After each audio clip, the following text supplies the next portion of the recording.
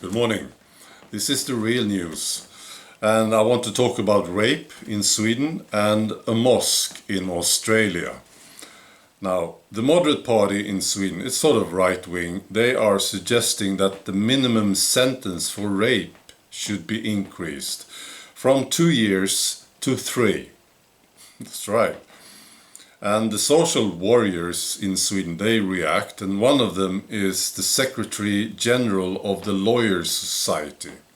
This woman is getting old. She's been doing this for years.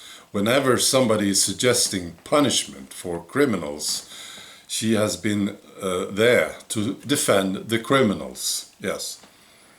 And she says, the atmosphere that prevails today in Sweden's parliament really goes one way: tougher punishment. And then she brings up the old stuff. She says that, I think, is reason to react sharply against. In general, there is no evidence to suggest that harsher punishment has a deterrent effect. There is no research to indicate it, she says. This is, of course, bullshit. And I recommend castration for rape.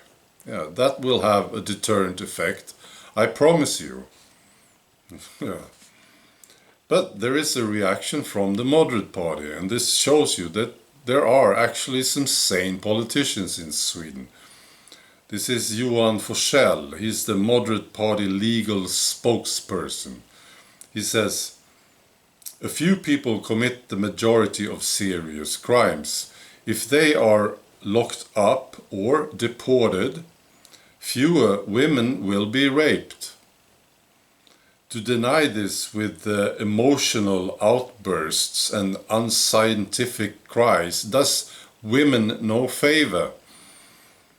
The moderate party should, given this woman's track record, see her criticism as a mark of quality for the proposal. It's good. I like what he says. All right, now this story from Australia. It's a town called Bendigo, I think.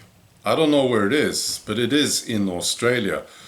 The construction began this last Friday on the Bendigo Mosque. That's right. And there has been some intense protests from local citizens. It's been going on for years. For instance, Blair Cottrell, Neil Erickson and Christopher Neil Shortis.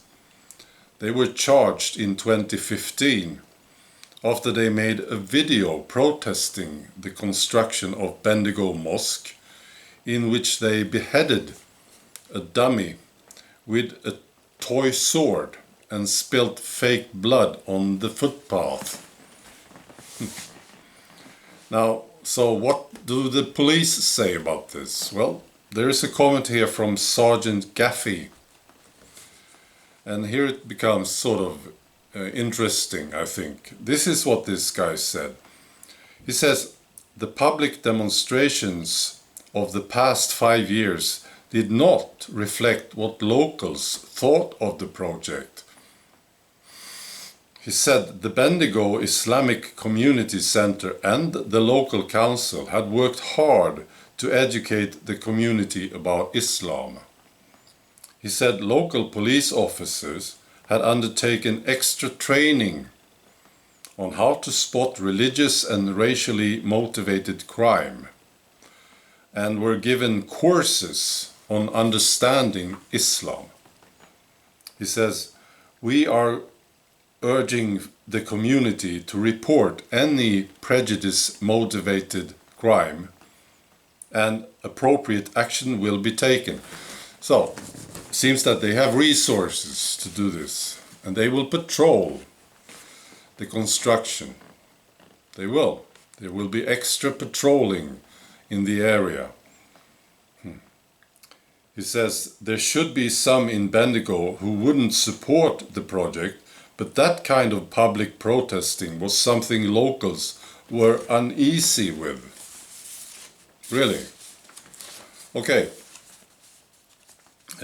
So Yeah, that's right. Bendigo police will step up patrols and be on the lookout for prejudice-motivated crime after the construction is started. And then also politicians. The Premier Daniel Andrews, he said on Friday that it was a long journey to start construction. Yeah. He says it's been difficult at times and there is no shying away from that. I think that sense of goodwill having won